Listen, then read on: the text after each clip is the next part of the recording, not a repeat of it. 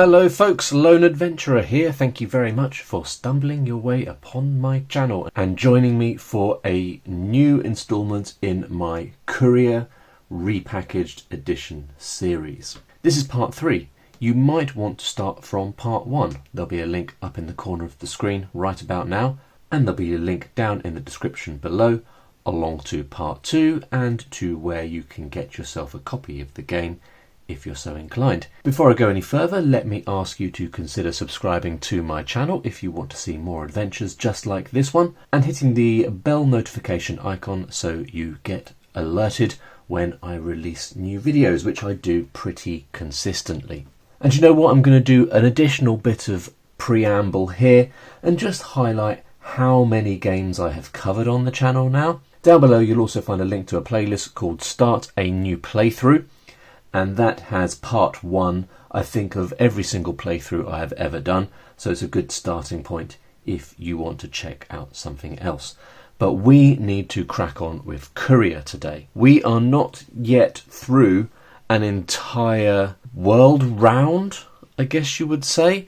We have 6 little rounds. I'm sorry if I'm forgetting the actual phraseology of rounds and turns and things like that. I know I've struggled with that already, but it's been at least a couple of weeks since I've last played this game, and I've had Christmas and New Year's and all kinds of stuff since then, so I'm going to be a little bit rusty.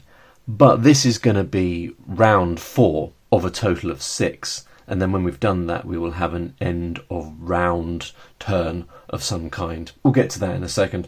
So I'm just going to do a little summary of where we are at, and this is mainly for my benefit, to be perfectly honest, or yours if it's been a while since you've watched part 2. If you want to skip that, there will be, as always, a link down in the description below that will allow you to jump ahead to the start of play.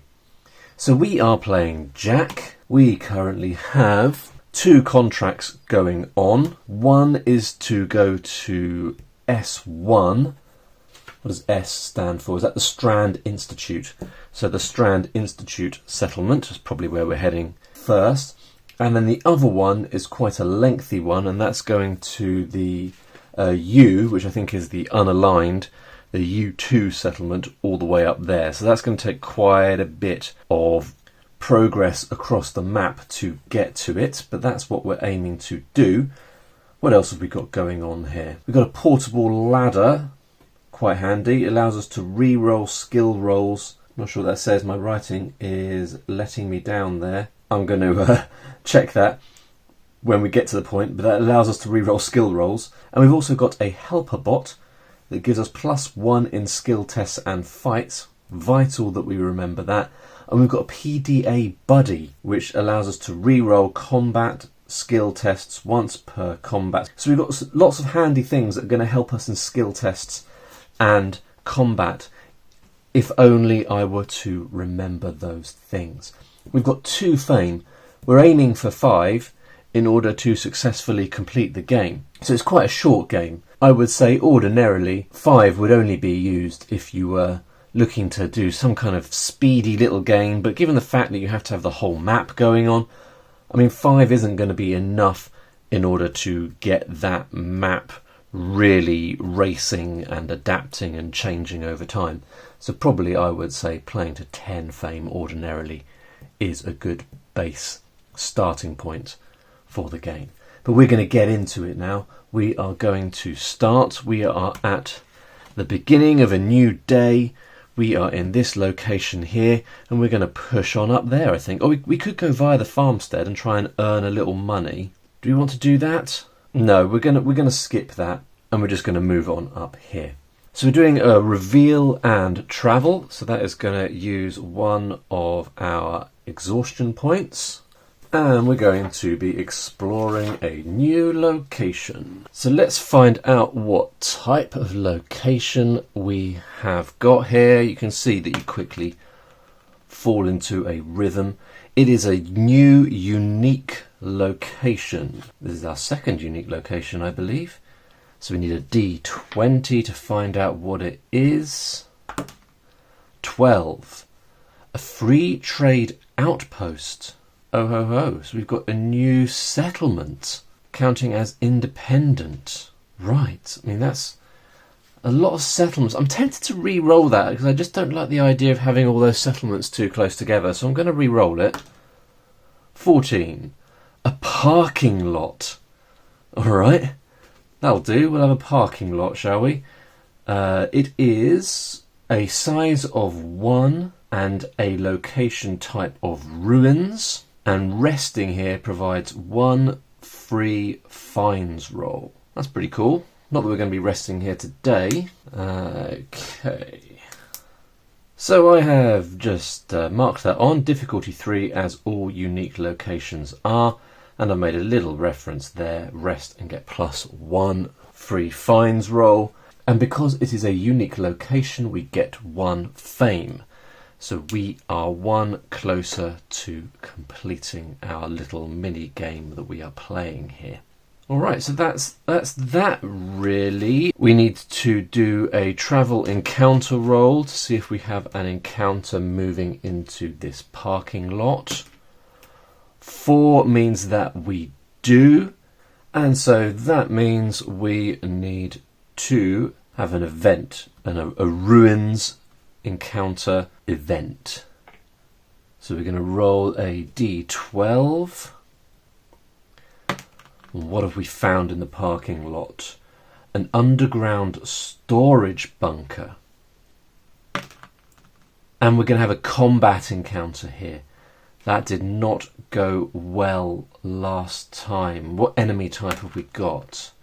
Robots. We have got a robot enemy guarding this underground storage bunker. Something about that feels very Fallouty. Alrighty, what enemy do we have? What robot do we have? 4. An assault droid. I kind of wish it was an easier enemy.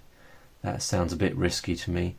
HP is X +10, so that's difficulty +10. So this enemy has 13 points of health. That sounds very difficult.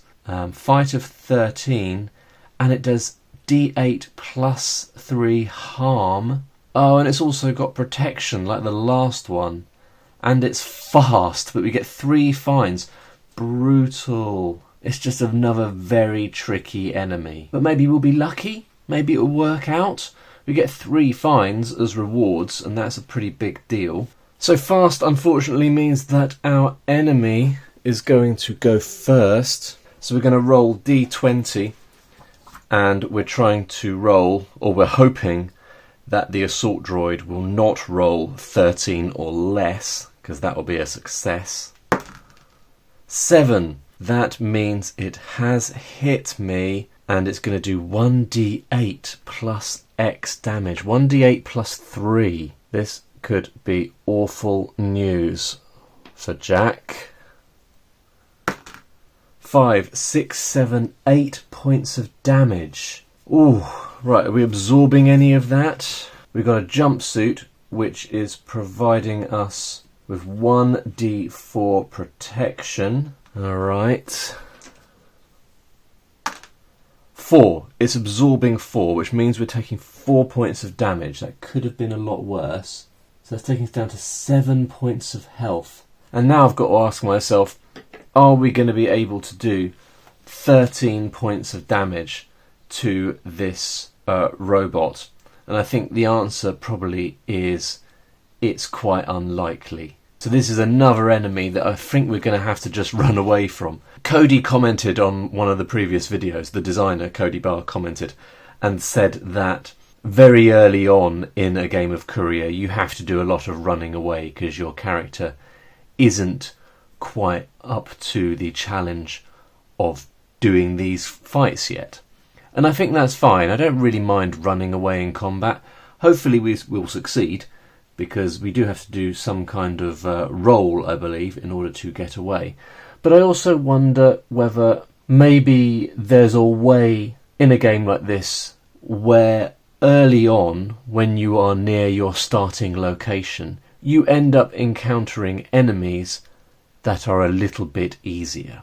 So maybe those enemy tables, and this is a bit of wishful thinking really, it's absolutely fine that this isn't the case, but if those enemy tables, I can't find them now, were perhaps a little bit larger than D6, and then the further you get away from your home base or something, you add on an additional amount based upon how many hexes you are away or something like that, and so that maybe if you were to roll a d4 on this table, for example, and then add on an amount based upon how far into the game you are or how far away from your home base is, so that I would be more likely to encounter a haywire junker, which I think I probably could have had a go at finishing off, because fighting enemies is one of the ways that you get XP, so running away I think means we don't get our XP. So I'm going to try and retreat now from the combat by performing an agility test. On a success, we end the combat with no reward.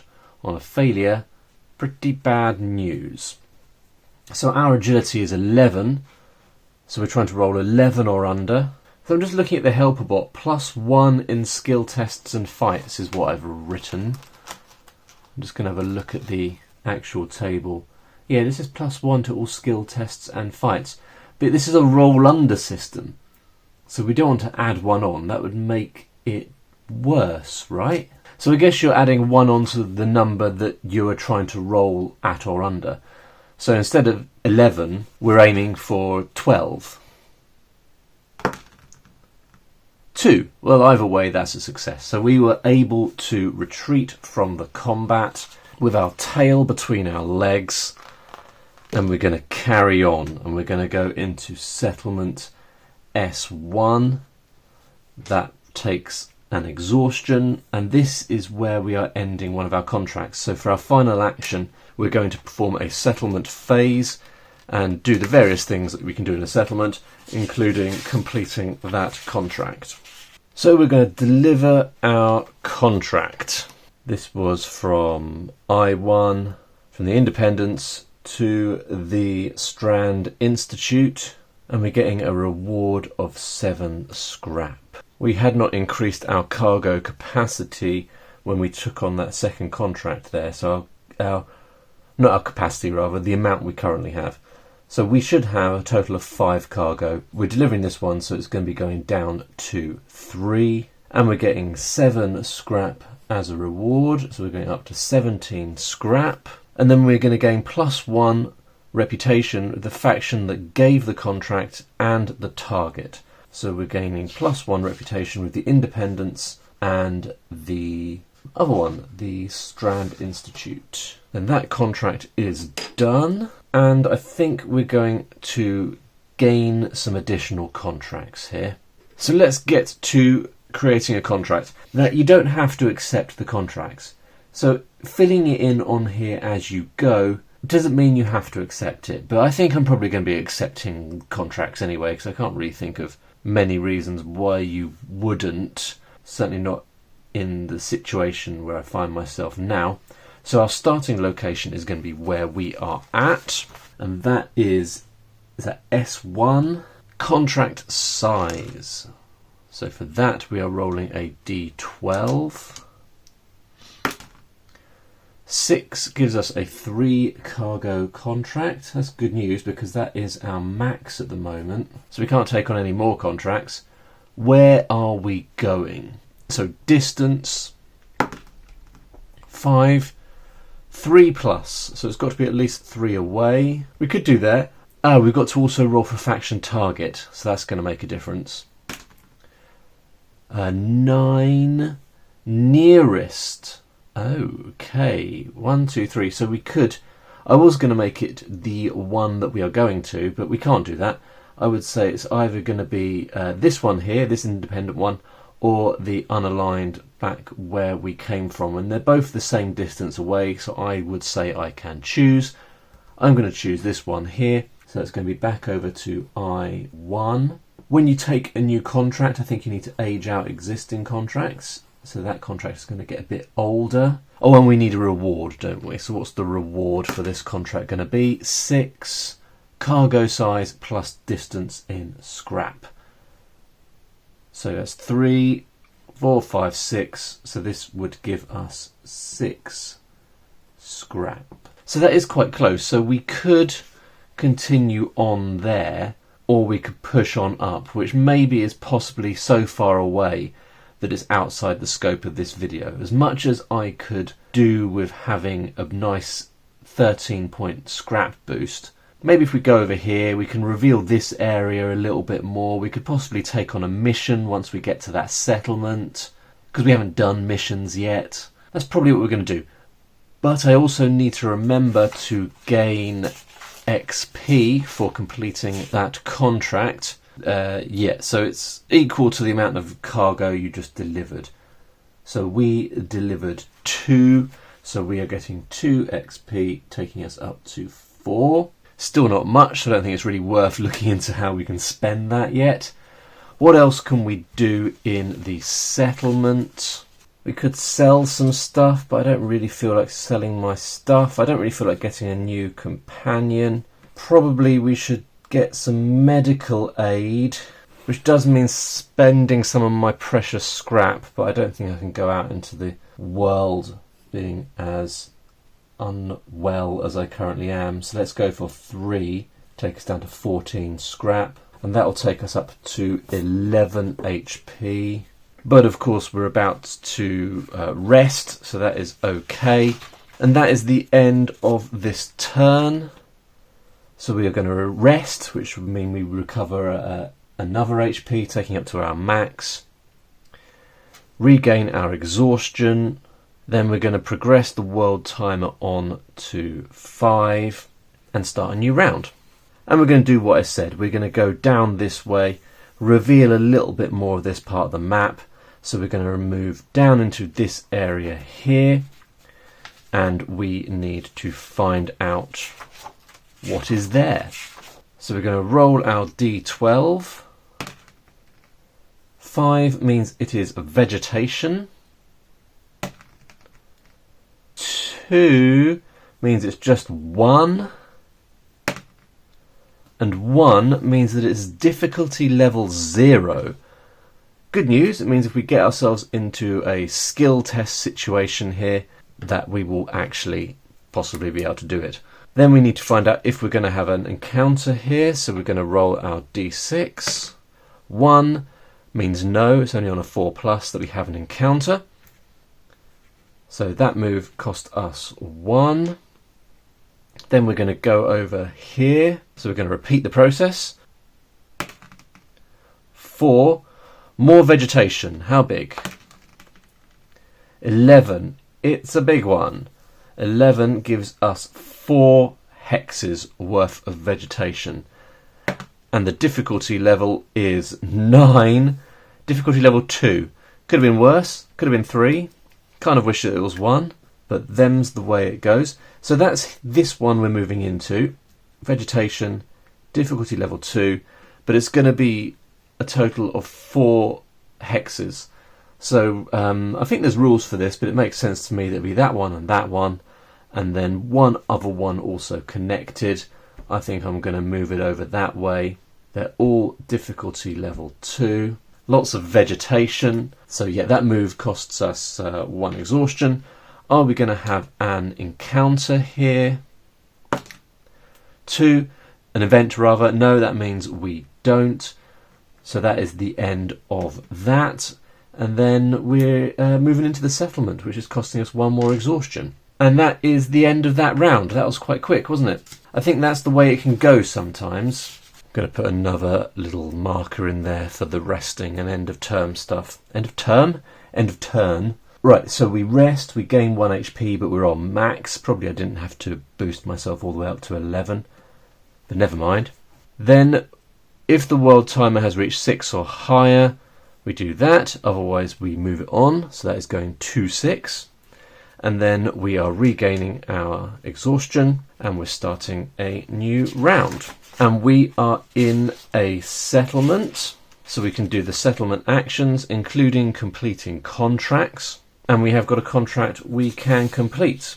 So we can complete this contract that we just picked up. That is delivering 3 cargo, getting 6 scrap, taking us up to 20. Delivering 3 cargo would also give us 3 XP, taking us up to 7. And I think that is it, right? Oh, and we've got to increase the reputation, our reputation, with the two groups. So our reputation is going up 1 with the independents. So we have filled in that first little block there. So I'm going to have to now remind myself what that does, what that means. I'm doing it for the Strand Institute as well. And then we'll just need to remove that contract and age out the next contract, the other one. So now if we take on... No, wait a minute, you don't age out when you deliver, you age out when you take on new contracts, which we are going to do now. And remember, if we age out a contract 3 times, then we have failed to deliver it and we lose reputation with that faction. So I'm just going to remind myself of the reputation stuff. So if you have good reputation with a faction, that gives you certain benefits. But I think those benefits are unlocked as those factions progress in their goals. So we'll probably be talking about that a little bit at the end of this round, because we will have, that'll be the end of the world tracker as well, and we'll be resetting that to 1, and we'll be doing various things as a result. So I think we just need to push on. We're going to take on a new contract. So this is the settlement phase. So yeah, we've already delivered a contract. We are now going to take on a new contract. So the start location is where we are at. That's I1. Contract size 5 is a 2 cargo contract. I think increasing your cargo capacity would be quite important. Distance 4, so it's got to be at least 3 away. Faction target 11. Player choice, lovely. And the reward, nice and big. Cargo size +4 plus distance +1 fame. That is a big deal. Right, so cargo size is 2, 6, and we're going to go to this one up here. 6, 7, 8, 9, 10 +1 fame. And we're going to end in U2, which just so happens to be where our other contract is going to as well. That contract is going to age, and that is that. But we're also going to take on a mission here. So this is something you can do in a settlement, take on a mission. Oh, have we got a mission already? Have we got a mission already? I don't think we do. I think, and apologies if I'm wrong, I haven't written a target. I think I started to take on a mission and then deleted that from a previous video because of reasons. But we're going to take on a mission now. So we're going to roll a d20 on this mission creation table. 6. Travel to and rest. Okay, so this mission requires us to travel to a certain location and then to rest there. Location type is going to be ruins. Distance 7. It's got to be at least 3 away. And the reward is LD. What's LD? Location difficulty of the target cell plus 1d4. So it's got to be ruins at least 3 away. Now, interestingly, ruins is the only one we haven't got. Now, I did speak to Cody briefly about this. What do you do if you get a mission to a location that doesn't exist? He said, well, don't take missions on too early before you've put stuff on the map. I thought we had ruins. Oh, we do have ruins. It's the parking lot. And that is difficulty 3. We're going to fill in this missions section here. Travel to and rest. Starting. Does it matter where you're starting? Maybe it does sometimes. I1. And then target. We'll just write parking lot because you can only have one. It's a unique location. And the reward was going to be 3 plus 1d4. 4. Good news. So 7 scrap, which is not massive, but we'd also get XP for completing that. I'm not sure why your mission would be to rest somewhere, yeah, you'd have to use your imagination, I guess. If you wanted to add a bit more depth to the story in your mind, or if you were journaling the story, because that would always be an option if you wanted. Okay, so we've got a mission. We've got a mission. We're probably not going to do that anytime soon because we are going to be heading up here. I don't think there's anything else we want to do in the settlement, so I think we're just going to crack on. We're going to go up to this vegetation here. We're going to roll to see whether we have an event. Yes, we do. So we need to turn to the exploration tables, and we're going to roll on the vegetation table to see what event we have. 7. A vast plain of sunburnt grass. So we're moving through a large plain of grass. And we have to pass a skill test. Not sure we've had many of these outside of combat. And 5, a charisma test. Oh. So these tables, they're fairly minimal on flavour, and I think that's fine. Initially I was like, well, that's just ridiculous, isn't it? So I'm in a plain of grass, I'm having a charisma skill test. What does that mean? But you're invited by the game to fill in those gaps. So maybe we stumble across someone who needs help in this plain of grass. They are lost and wandering around in the wilderness, and they're initially wary of us, but we offer them our help, and are they going to accept it? That's the question. And in order to find out the answer, we have to perform a charisma skill test. So I'm just going to turn to the skill test bit, because I remember how to do a skill test, but we have this little skill test results table to see what happens if we are successful or if we fail. So our charisma is 12 plus a modifier of 2 plus our robot. So we're trying to roll 15 or less.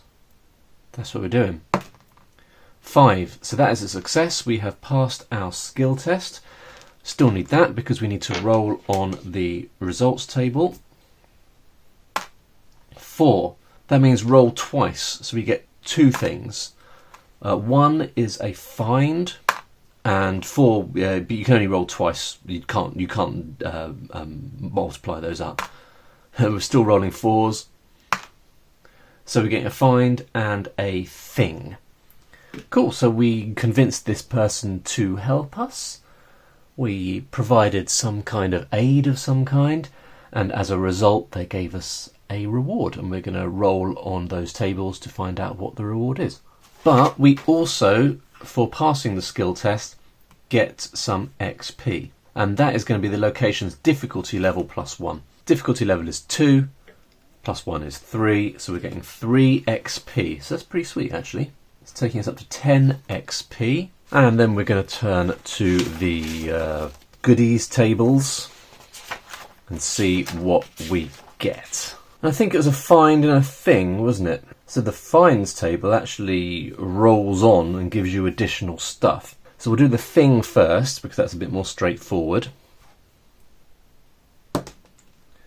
17. Repair manuals, scrap value 8. Okay, so things are just random bits and pieces with a scrap value that you can sell. And I think this goes into our inventory. And then we're going to roll on the finds table. 19 gives us 1 protection. Ooh, protection. So we're getting possibly some new armour. That is very good news. If it's good. 4. Reinforced duster. Oh, -2 max cargo. That sucks. Because if I get -2 to my cargo, that takes my cargo capacity down to 4, which means we would have to dump some of our stuff and fail one of the contracts, which is no good. But I don't want to lose my reinforced duster, so I'm going to make the decision that I can just pop that in my inventory. So I'll accept it graciously, fold it up, and then I can possibly don it at a future date. And I'm just going to make a little reference here, the page, so we can look back at it when the time comes. Right, that was good. Good encounter. We're going to go up into a new location that we have not yet even been into. So we're going to go up this way. And what have we got here? We have got some wastes. How much wastes? Is that a 9? 3 wastes with a difficulty level of 0. That is very, very good news. So we're going to say that is wastes, and then I suppose you're doing it from your starting location, and then you'd have to fan out from that. So probably there's rules about it. I might just pop it there because I can't be bothered to look them up right now. Moving up into that is costing us an exhaustion. Are we having an event here? Yes, we are. So we're going to roll on the wastes exploration table, D12. 11, a vast waste and scrap site. 7 gives us a combat encounter. Oh, but this is a difficulty 0 location. And what have we got here? A mutant. We're having a combat encounter with some mutants. Now, I'm a bit confused by that. I'm having a flick through. We've got a table for monsters, a table for vermin, a table for robots, a table for humanoids, but I can't see a table for mutants. Now, no doubt somewhere in this book there is an explanation of how you handle mutants, but I can't find it right now, so I think I'm going to re-roll that, and we'll leave that challenge for another day. 3. Where are we? Wastes. Humanoids. Okay, so we've got humanoids. That's interesting. I think this is our first humanoid encounter. So humanoid enemies may be bribed and persuaded and require the player to roll on the enemy disposition table for an effect. So let's see what enemy we've got. 9. That gives us a faction scavenger. Right, so we do not have a negative reputation with any faction right now. And this location where we are at does not have a faction owner. At the moment, the factions only own the settlement tiles that are related to them. So this area doesn't belong to a faction, in which case we have to roll for a faction. So we're going to roll on this table here. I'm not sure what effect this is going to have, but we'll just go with it. 18, unaligned. So this is an unaligned faction encounter. Now, interestingly, you don't track reputation with the unaligned faction. Now, I'm thinking if we choose to attack this person and take them on in combat, if they were independent or Strand Institute, my assumption is that that would affect your reputation. I would imagine. I expect there's probably instructions about that over here somewhere or in the factions section, but it's unaligned, so we could choose to attack. Now, we could also, 1 means that this is a friendly faction, unaligned faction scavenger. So do I want to attack them? I mean, they're friendly, so it feels a bit mean, but the reward would be 2 fines, which could be pretty big. But could we persuade? Because it does say here they could be bribed or persuaded. Now, if we persuade, do we still gain the fines? That is the question on my mind right now. I'm going to pause and see if I can find that out. Okay, I've got some rules on persuasion here, and it doesn't explicitly say that you can persuade an enemy that is friendly. That seems like a logical thing to me. It says you may attempt to persuade action as our action in combat versus a human enemy by performing a charisma test, adding reputation bonus. On success, it just says the combat ends immediately. To my mind, it ends in a success. So it would be a successful combat encounter. Yes, you've managed to avoid combat, but you've done so in a positive way. That means you will gain the benefits. My suspicion is that that is the intention, although I don't think it's really explicit here. Maybe it is somewhere else in the rulebook. I don't know. But I think that's what I'm going to do. I'm going to attempt to do a charisma test, because my charisma is, like everything else, quite high. So we're going to be rolling a charisma test. If we get 15 or less, because it's 12 plus 2 plus 1 for my robot, that means that we have persuaded this scavenger to have a positive encounter with us. You know, we've had a good encounter, and they are choosing to give us a little bonus. 18, that's a fail. However, I can re-roll, can't I? Because of my PDA buddy, it means once per skill test I can re-roll. 18 again, that's frustrating. Ah, that's what that means. Okay, and then because of my portable ladder, if I roll 16 plus, I can gain a re-roll. Come on now, 4. There we go. Got there in the end. So my opinion is that that means we've had a positive encounter with this faction scavenger, and they are going to share their finds with us. And we can count this, my opinion is, as a positive encounter in terms of XP as well.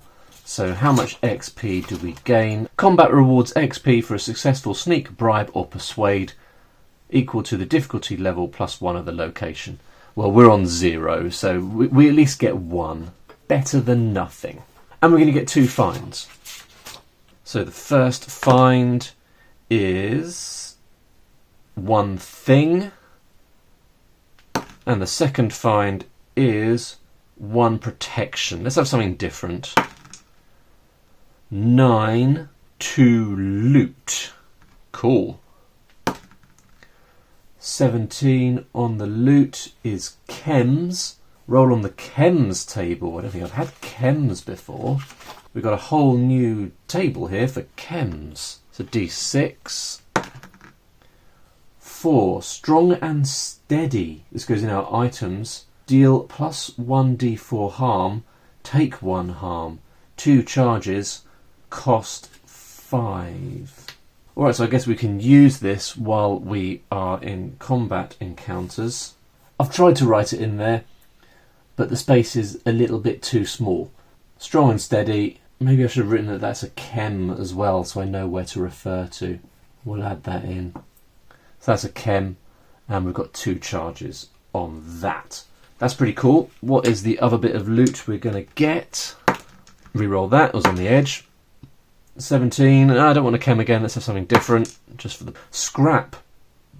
Currency, difficulty level times 2. Well, I would say let's have a minimum difficulty level of 1. So we're getting some scrap currency with a value of 2. So we've got a few things to sell now, actually. Oh, and we were getting 1 thing, weren't we? 9, data storage device worth 3 scrap. Alright, that was a fairly eventful encounter there, and I think we're going to crack on. This is our last action that we're doing here. We're going to be going up here.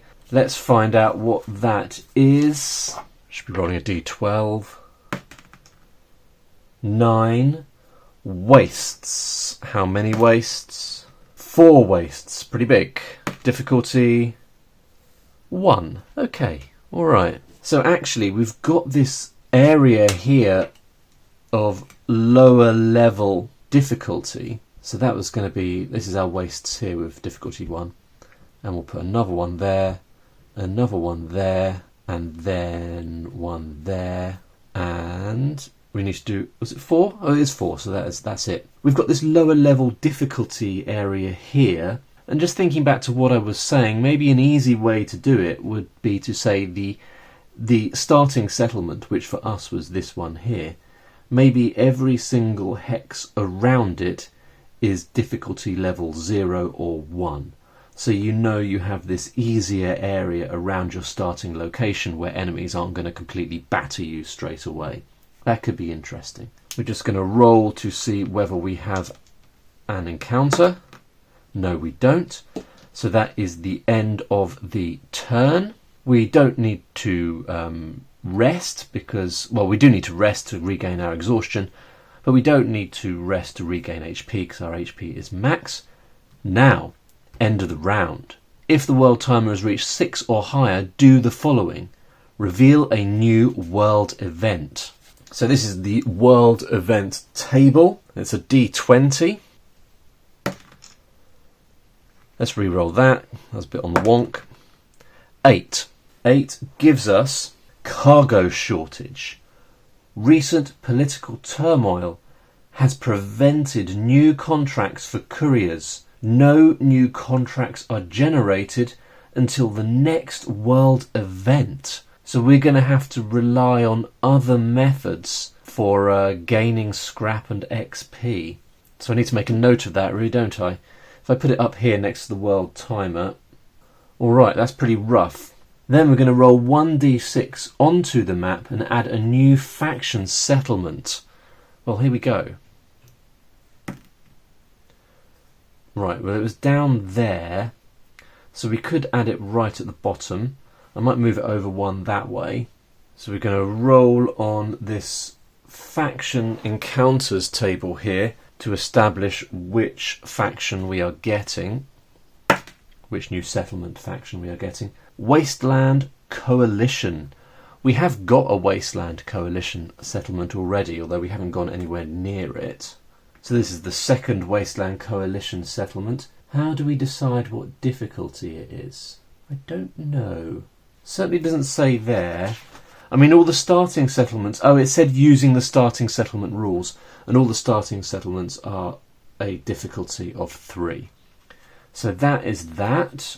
Next up, in the end of round instructions, roll for the faction progress. So the faction control will spread, essentially. They will start to control the areas around their settlements. So we roll 1d6 for each revealed faction. On a 4 or 5, the faction gains 1 progress towards their current goal and 1 new territory for each settlement they own. On a 6, they gain 2 for each. So we will start with the unaligned up at the top. 5. So that means they gain 1 progress on their... Oh no, you don't roll for unaligned, do you?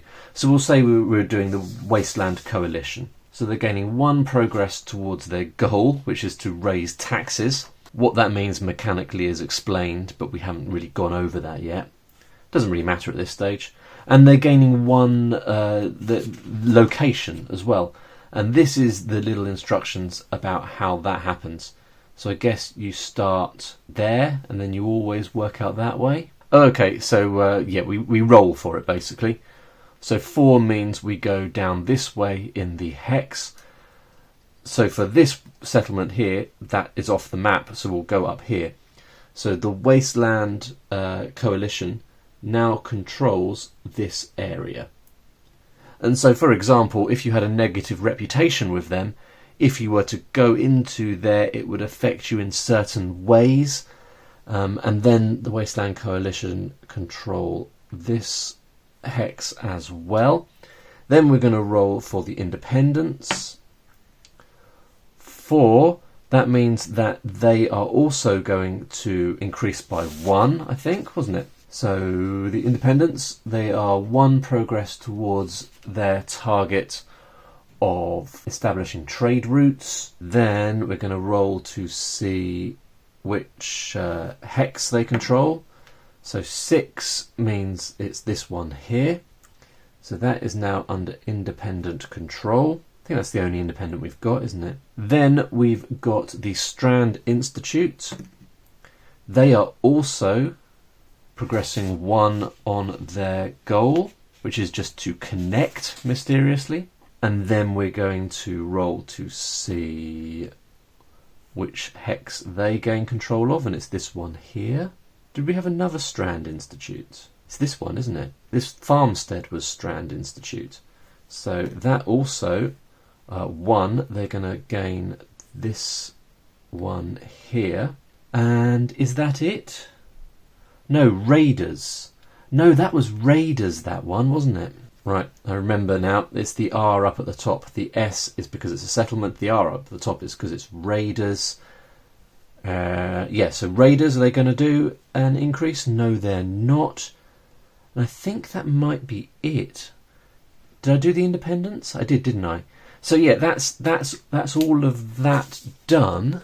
Then, each player pays a scrap cost for any companions they have, or removes the companion if they cannot. What scrap cost? Is it the initial cost of the companion? Is it the protobot that I've got?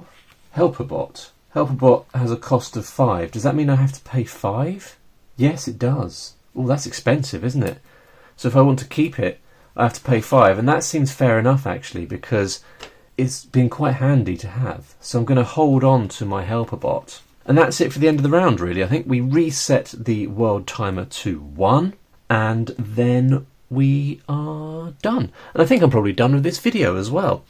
I'm going to leave it there for the time being. We will come back for one more video in this series, I think.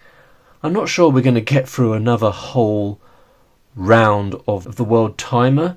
We'll see. Maybe we'll be able to speed things up a little bit. Possibly we will crack on, but we won't be able to take on any more contracts. But we have got 2 we can fulfill, so we'll have a bit of scrap to spend. Anywho, hope you're enjoying it, folks. Let me know in the comments below if you have snagged yourself a copy of this game, if you're playing it, how it's going for you. Is your game going differently to mine? Otherwise, thanks very much for watching. I'll see you in the next one, and bye for now.